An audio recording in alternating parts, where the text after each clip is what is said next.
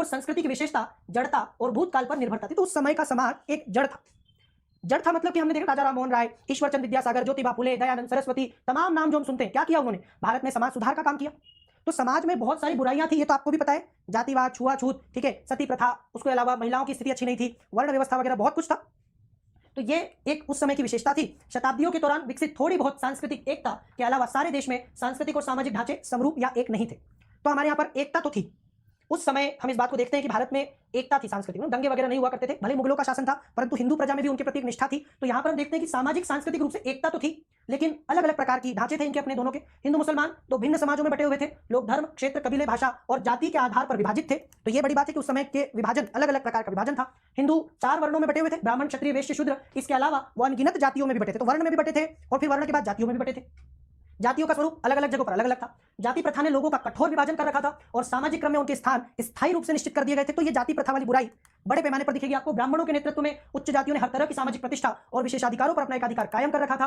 18वीं सदी के भारत में परिवार की व्यवस्था पितृसत्तात्मक थी। यहाँ पर पितृसत्तात्मक यानी परिवार में वरिष्ठ पुरुष सदस्य का बोलबाला होता था और संपत्ति में जो भाग था वो पुरुषों को ही मिलता था।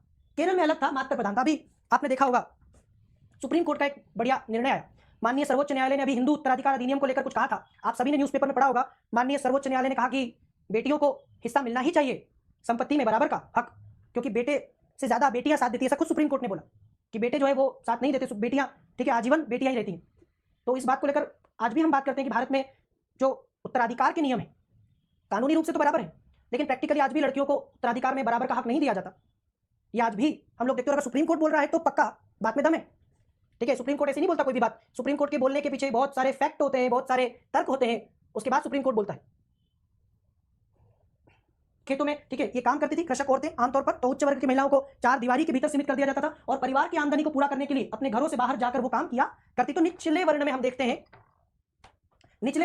कि वहां पर महिलाएं काम करती थी, उच्च वर्ण की महिलाएं नहीं करती। बाल विवाह, सारे देश में चाइल्ड मैरिज, बाल विवाह प्रचलित था। कभी कभी बच्चों की शादी केवल 3-4 साल की उम्र में कर दी जाती थी। ये भी सोचने वाली बात है, 3-4 साल की उम्र में बच्चों की शादी कर दी जाती थी। उच्च वर्गों में शादियों पर भारी रकम खर्च करने और दुल्हन को दहेज देने की कुप्रथा, कि मतलब दुल्हन जो है वो वर पक्ष को दहेज दे, और दहेज की कुप्रथा खासकर बंगाल और राजपूताना में व्यापक रूप से प्रचलित थी। वो आज भी दिखाई देती है।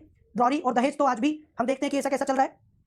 जाति प्रथा के अतिरिक्त 18वीं सदी के भारत की 2 बड़ी सामाजिक कुरीतियां, एक सती प्रथा जिसको राममोहन राय ने समाप्त करवाया, और एक विधवाओं की खराब स्थिति जो ईश्वरचंद्र विद्यासागर के द्वारा समाप्त हुई, उनके प्रयासों से हुई। तो 2 और चीजें हैं, जाति के अलावा सती प्रथा और विधवाओं की खराब अवस्था। ये और था जो कि 2 बड़े लोग राममोहन राय और ईश्वरचंद्र विद्यासागर के प्रयासों से समाप्त हुआ। सती प्रथा के अंतर्गत आप सभी जानते हैं विधवा अपने मृत पति के शव के साथ जिंदा ही जल के मर जाती थी, जो अधिकतर राजपूताना, बंगाल और उत्तर भारत के अन्य हिस्सों में प्रचलित थी। दक्षिण भारत में सती प्रथा प्रचलित नहीं थी और मराठों ने भी उसे बढ़ावा नहीं दिया। तो सती प्रथा को लेकर अंग्रेजों के आने का पहले का इतिहास, ठीक है।